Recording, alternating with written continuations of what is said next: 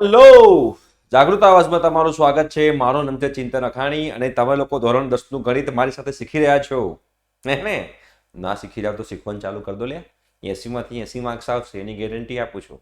આગળના લેક્ચર જોવાના બાકી હોય તો ડિસ્ક્રિપ્શન બોક્સમાં પ્લેલિસ્ટની લિંક છે, ત્યાં જઈને તમે લોકો આગળના લેક્ચર્સ જોઈ શકો છો. ઓકે, અને જો ફ્રી ઓફ કોસ્ટ બેટા મટીરિયલ જોઈતું હોય તો વેબસાઇટની પણ લિંક નીચે મૂકી દઉં છું, તો ત્યાંથી તમે લોકો જઈને શું કરી શકો છો, વેબસાઇટ પરથી મટીરિયલ પણ ડાઉનલોડ કરી શકો છો. ચલો, છઠ્ઠો દાખલો. જો એ અને બી એવા લઘુકોણો છે જેથી cos a બરાબર cos b હોય તો સાબિત કરો કે a બરાબર b. આ સાબિત કરવાનો દાખલો છે. તેના માટે ધારો કે એક ત્રિકોણ લઈ લો. એ ધ્યાનથી સમજજો, બહુ સિમ્પલ જ છે, કશું અઘરું છે નહીં. અહીંયા આગળ હું a b c લઈ લઉં છું, અહીંયા આગળ c રાખું છું, અહીંયા હું a રાખું છું, અને અહીંયા હું b રાખું છું. બરોબર, a b c a b રાખું છું. cos a બરાબર cos b છે, મને ખબર છે. બટ જ્યારે cos a ને cos b આવે બેટા, ત્યારે આપણને ખબર છે કે કાટકોણ ત્રિકોણ બનાવવો જરૂરી છે. બરાબર, કાટકોણ ત્રિકોણ નહીં બનાવીએ તો મેળ નહીં મળે. તો કાટકોણ ત્રિકોણ બનાવવા માટે થઈને હું c પરથી ab પર એક વેધ દોરી દઉં. આ વેધ દોર્યો, વેધ. બરાબર, તો મારી પાસે અહીંયા આગળ હું આપી દઉં છું d, આનું નામ આપી દઉં છું d. તો મારી પાસે બે ત્રિકોણ થઈ ગયા. જુઓ, કયા બે ત્રિકોણ થઈ ગયા? ત્રિકોણ ACD એક ત્રિકોણ થયો, અને બીજો ત્રિકોણ થયો ત્રિકોણ CDB. અને બંને કાટકોણ ત્રિકોણ છે, તો હવે cos a અને cos b લગાવી શકું ના લગાવી શકું? બિલકુલ લગાવી શકાય. તો જો હવે અહીંયા આગળ હું એવું લખી શકું કે ત્રિકોણ ACD માં, જો ત્રિકોણ જે છે ACD માં શું થાય? cos a બરાબર સાબા ભાગ્યા કર્ણ, સોરી સાબા ભાગ્યા કર્ણ કે પાબા ભાગ્યા cos છે ને, cos હોય તો શું આવશે બેટા? cos a હોય તો લખાય બેટા પાબા ભાગ્યા કર્ણ. ઓકે, તો પાબા ભાગ્યા કર્ણ આવું લખાય, બિલકુલ લખાય. તો શું થશે? cos a પાબા AD અને કર્ણ AC, તો AD ભાગ્યા AC આ થઈ ગયો તમારું cos a. બરાબર, ત્રિકોણ ACD માંથી. હવે ત્રિકોણ BCD લો. ચલો, હવે ત્રિકોણ BCD લઈ લો. ત્રિકોણ BCD લઈએ તો ત્રિકોણ BCD માં શું લખાય? cos b બરાબર અગેન પાબા ભાગ્યા કર્ણ, એટલે કે કર્ણની b ની પાસેની બાજુ ભાગ્યા b ની સામેની બાજુ. કર્ણ તો b ની પાસેની બાજુ BD કહેવાય, અને ભાગ્યા BC, તો શું લખાશે? BD ભાગ્યા BC. બરાબર, આ થઈ ગયું કહેવાય. અને આપણને બેટા દાખલામાં કીધું છે કે cos a બરાબર cos b છે, એવું લખેલું છે. જો તો આપણે હવે અહીંયા લખીશું કે cos a બરાબર cos b હોવાથી બેટા સિમ્પલ છે ને કે cos a બરાબર cos b છે. તો cos a બરાબર cos b હોય તો AD ભાગ્યા AC બરાબર BD ભાગ્યા BC ના હોય? તો લખી શકાય કે ના લખી શકાય? કે AD ભાગ્યા AC, AD ભાગ્યા AC બરાબર BD ભાગ્યા BC ના લખી શકાય? બરાબર BD ભાગ્યા BC. બરાબર, ક્લિયર છે કે નહીં ક્લિયર? ચલો, હવે હું બીજું એવું પણ કહી શકું ને, બીજું આવું પણ કહી શકું નહીં, AC ને આ બાદ લઈ જાઉં તો શું લખાય? AD ના છેદમાં હું BD લઈ લઉં અને AC ને ઉપર લઈ જાઉં. આ ગુણોત્તર ને આ ગુણોત્તર સરખો છે, તો આ બંને ગુણોત્તરને હું ધારો કે ધારી દઉં K. બરાબર, બંને ગુણોત્તરને મેં ધારી દીધો K. તો એવું લખી શકાય AD બરાબર K ગુણ્યા BD. AD બરાબર લખાય K ગુણ્યા BD. બરાબર, અને એ જ રીતે AC બરાબર શું લખાય? બરાબર K ગુણ્યા BC. આવું ના લખાય? જો AD બરાબર K ગુણ્યા BD, કેમ કે AD બરાબર AD ભાગ્યા BD છે અને AC ભાગ્યા BC છે. બરાબર છે, અને બરાબર K છે, તો AD બરાબર K ગુણ્યા BD ને લખી શકાય. હવે હું બંને ત્રિકોણમાં પાયથાગોરસ લગાવું. જો હું બંને ત્રિકોણમાં હું પાયથાગોરસ લગાવું, તો બંને ત્રિકોણમાં આપણે પાયથાગોરસ લગાવીએ તો ત્રિકોણ અહીંયા આગળ તમે જુઓ, બંને ત્રિકોણમાં હું પાયથાગોરસ લગાવું તો ત્રિકોણ ACD માં પાયથાગોરસ લગાવો તો શું લગાવાય? AC નો વર્ગ બરાબર AC નો વર્ગ બરાબર CD નો વર્ગ વત્તા AD નો વર્ગ, CD નો વર્ગ વત્તા AD નો વર્ગ. હવે બેટા સમજો, બંને ત્રિકોણમાં સામાન્ય બાજુ કઈ છે? CD. તો આમાં CD ના વર્ગને કરતા બનાવી દો તો શું લખાય? કે AC નો વર્ગ માઇનસ AD નો વર્ગ. જો મેં CD ના વર્ગને કરતા બનાવી દઉં છું, બરોબર, એ AD નો વર્ગ બરાબર CD નો વર્ગ આવું લખાય. કેમ લખાય બેટા? કે આ જે AD નો વર્ગ છે આ બાજુ જતો રહે તો CD નો વર્ગ બરાબર થાય. હવે સેમ ટુ સેમ ત્રિકોણ BCD માં પણ આવું જ કરો. ચલો ત્રિકોણ BCD માં પણ આવું જ કરો. ત્રિકોણ BCD માં પાયથાગોરસ વાપરીએ શું થાય?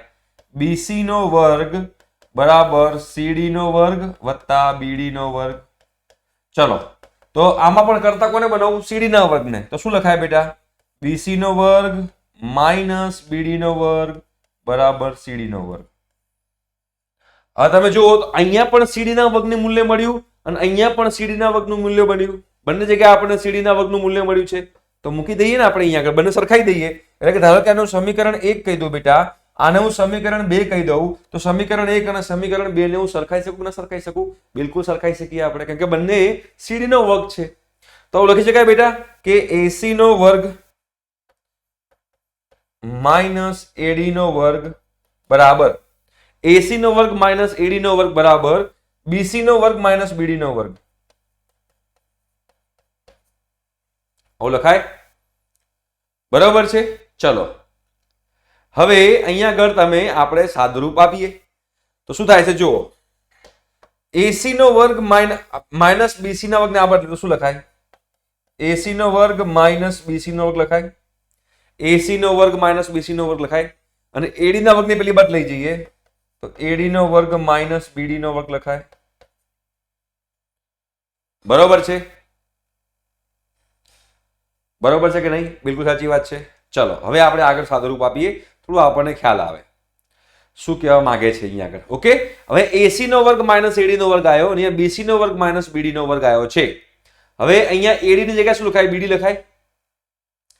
AC ની જગ્યાએ K ગુણ્યા BD નો વર્ગ લખાય. જો AC આ જે છે AD એની જગ્યાએ શું લખાય? K ગુણ્યા BD અને AC ની જગ્યાએ શું લખાય? K ગુણ્યા BC. ખબર પડી શું કહેવા માંગુ છું? હે, તો અહીંયાથી તમે લોકો સિમ્પલી તમે કરી શકો. શું કરી શકો? હવે જુઓ તો અહીંયા આગળ AC નો વર્ગ માઇનસ BC ની જગ્યાએ લખી નાખો. સોરી, કાં તો BC ની જગ્યાએ નહીં તો AC ની જગ્યાએ તમે લખી નાખો તો બી ચાલે, તો પણ વાંધો નહીં આવે. આજે AC ની જગ્યાએ શું લખો? KBC. શું લખાય? KBC. તો K નો વર્ગ BC નો વર્ગ માઇનસ BC નો વર્ગ બરાબર AD ની જગ્યાએ શું લખાય? KBD. શું લખાય? KBD. તો K નો વર્ગ સમજો, K નો વર્ગ BD નો વર્ગ માઇનસ BD નો વર્ગ. બરાબર છે? K નો વર્ગ BD નો વર્ગ. બરાબર. જો હવે આમાંથી સામાન્ય શું નીકળે? BC નો વર્ગ. આમાંથી સામાન્ય નીકળે BD નો વર્ગ. તો જો શું થશે? બંનેમાંથી હું પેલામાંથી BC નો વર્ગ સામાન્ય કાઢું, પેલામાંથી BD નો વર્ગ સામાન્ય કાઢું. તો અહીંયા આગળ હું BC નો વર્ગ સામાન્ય કાઢું તો અંદર શું બચે? K નો વર્ગ માઇનસ 1. પેલામાંથી BD નો વર્ગ સામાન્ય કાઢું તો અંદર બચે બેટા K નો વર્ગ માઇનસ 1. આ બંને કેન્સલ થઈ જાય, બવડી જાય એટલે BC નો વર્ગ બરાબર BD નો વર્ગ થાય. એટલે કે BC બરાબર BD છે. BC અને BD નું મૂલ્ય સરખું છે. તો જો BC અને BD નું મૂલ્ય સરખું હોય, આ BC અને BD નું મૂલ્ય સરખું છે, બરોબર? BC બરાબર BD છે. ક્લિયર થાય છે? BC બરાબર BD છે. તો BC બરાબર BD હોય તો AC બરાબર AD થાય કે ના થાય? BC બરાબર BD હોય, ધારો કે BC બરાબર BD છે, તો અહીંયા આગળ હું BC બરાબર BD હોય તો સમજો તમને તમારી વાત, તો તમને લોકોને અહીંયા આગળ ખબર પડે તો તમે લોજિકલી વિચારો તો AD બરાબર K ગુણ્યા BD છે. તમે જો તો તમને કરીને બતાવો, તમને લોકોને આઈડિયા શું છે. જો AD બરાબર K ગુણ્યા BD છે તો અહીંયા શું લખાશે? AD બરાબર લખાશે K ગુણ્યા BD. બરાબર. અને તમે અહીંયા આગળ જુઓ તો AC બરાબર લખાશે K ગુણ્યા BC. AC બરાબર લખાશે K ગુણ્યા BC. બરાબર. આ BC બરાબર BD છે તો આની જગ્યાએ BD મૂકી શકું, આની જગ્યાએ BD મૂકી શકું તો શું લખાય? AC બરાબર K ગુણ્યા BD મૂકી શકાય. તો BD બરાબર શું થયું? AC ભાગ્યા K થયું. AC ના છેદમાં K થયું. AC ના છેદમાં K થયું. તો અહીંયા AC ના છેદમાં K મૂકો તો શું થાય? AD બરાબર K, AC ના છેદમાં K મૂકો તો K કેન્સલ થઈ જાય.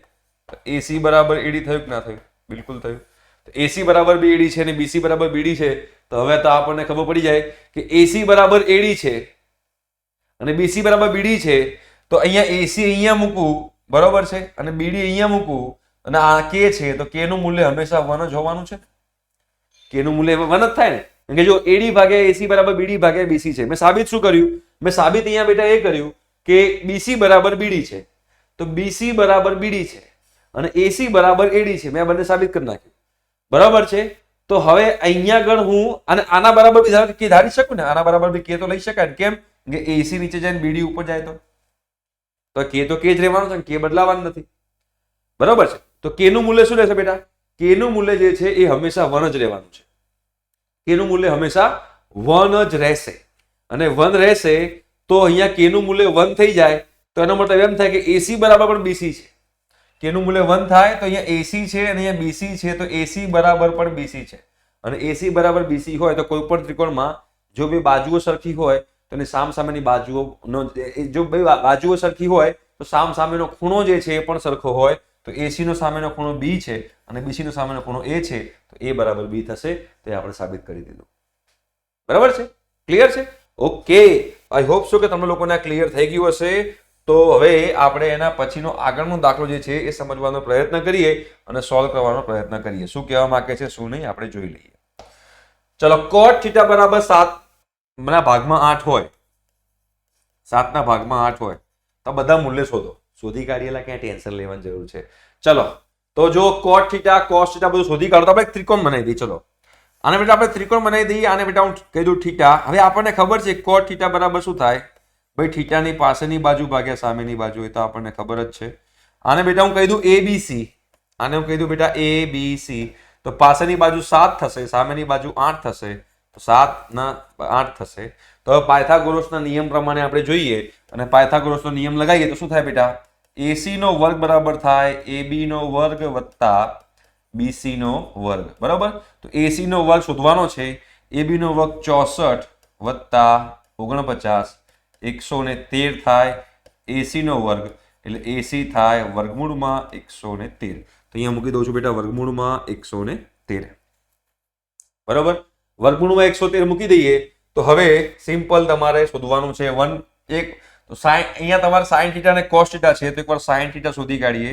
sin θ એટલે સામેની બાજુ ભાગ્યા કર્ણ એટલે કે 8 ના છેદમાં વર્ગમૂળમાં 113 અને અહીંયા છે cos θ તો cos θ ને લખીને વગાશે 7 ના છેદમાં વર્ગમૂળમાં 113 કેમ કે સામેની બાજુ ભાગ્યા કર્ણ sin θ, પાસેની બાજુ ભાગ્યા કર્ણ cos θ. હવે મારે કોનું મૂલ્ય શોધવાનું છે બેટા? જો મારે મૂલ્ય શોધવાનું છે કોનું? મારે મૂલ્ય શોધવાનું છે આનું 1 પ્લસ sin θ 1 માઇનસ sin θ. જો એ લખી નાખું છું 1 પ્લસ sin θ 1 માઇનસ sin θ ના છેદમાં 1 પ્લસ cos θ 1 માઇનસ cos θ. આનું મૂલ્ય મારે શોધવાનું છે. તો જો અહીંયા આગળ આપણે a plus b a minus b જેવું ના કરી શકીએ. જો a પ્લસ b અને ગુણાકારમાં a માઇનસ b હોય તો બેટા આપણે શું લખીએ? તો આને પહેલા આપણે કંઈક આવું લખીએ a square minus b square જેવું. તો એના જેવું છે. જો a plus b a minus b, a તરીકે 1 લો b તરીકે sin θ લો તો a plus b a minus b છે. તો અહીંયા શું થાય? 1 નો વર્ગ માઇનસ sin સ્ક્વેર θ આવું લખાય. અને નીચે પણ જો a plus b a minus b છે તો અહીંયા શું લખાય? 1 નો વર્ગ માઇનસ cos સ્ક્વેર θ લખાય. ચલો 1 નો વર્ગ તો 1 રહે. sin θ નો વર્ગ તો 8 નો વર્ગ 64.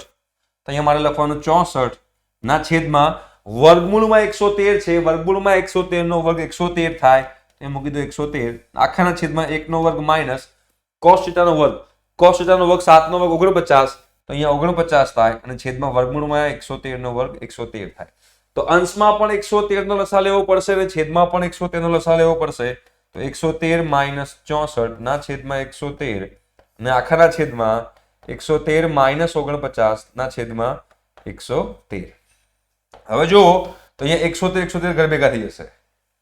બરાબર? ઉપર શું બચશે? 113 માઇનસ 64 એટલે 36 49. અંશમાં બચશે 49 અને છેદમાં શું બચે છે? 113 માઇનસ 49 કરો એટલે 13 માંથી 9 જાય તો 4. બરોબર? 64 બચશે. શું બચશે? 64. 49 ના છેદમાં 64. આ તમારો આન્સર છે. કોનો? પહેલાનો. પહેલાનો આન્સર છે 49 ના છેદમાં 64. હવે બીજો તો બહુ સિમ્પલ છે બેટા. કેમ બીજો સિમ્પલ છે તમે સમજો, તમને લોકોને ખબર પડશે. cot સ્ક્વેર θ શોધવાનો છે. મતલબ જે cot θ છે એનો વર્ગ કરવાનો છે. તો cot θ 7 ના છેદમાં 8 છે તો cot સ્ક્વેર θ શું થાય? તો cot સ્ક્વેર θ થાય 7 નો વર્ગ છેદમાં 8 નો વર્ગ. 7 નો વર્ગ 49 છે અને 8 નો વર્ગ 64 છે. 49 ભાગ્યા 64 તમારો જવાબ રહેશે. બરોબર? સિમ્પલ પપલું આવડી જાય. ઓકે, તો આજના લેક્ચરમાં આપણે આટલું રાખીએ છીએ. નેક્સ્ટ લેક્ચરમાં બીજા આગળના એક્ઝામ્પલ જોઈશું. આઈ હોપ સો કે તમે લોકોને મજા આવતી હશે. ચેનલ સબસ્ક્રાઇબ કરી દેજો અને મળીએ છીએ આપણે નેક્સ્ટ લેક્ચરમાં. ઠીક છે, thank you so much, by.